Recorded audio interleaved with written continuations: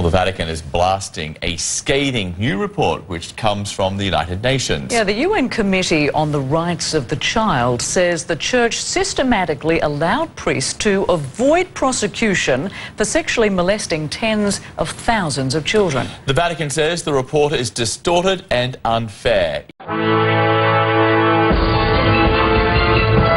Speaking out and condemning an institution for allowing the systematic abuse of tens of thousands of children.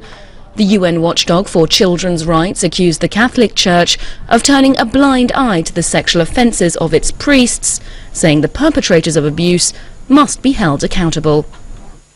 The main finding of the committee was that the Holy See has adopted policies and practices which have led to the continuation of the abuse by and the impunity of the perpetrators. The Holy See has consistently placed the preservation of the reputation of the Church and the protection of the perpetrators above children's best interests.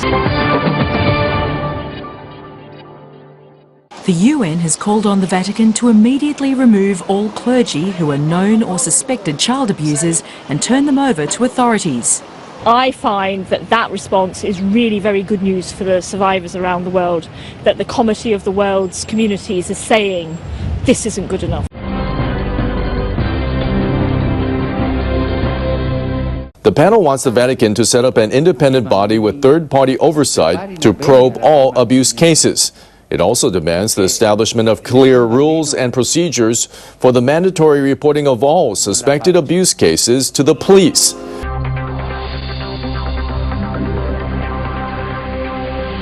In a statement, the Vatican said, "The Holy See takes note of the concluding observations on its reports, which will be submitted to a thorough study and examination. The Holy See does, however, regret to see in some points of the concluding observations an attempt to interfere with Catholic Church teaching on the dignity of human person and in the exercise of religious freedom."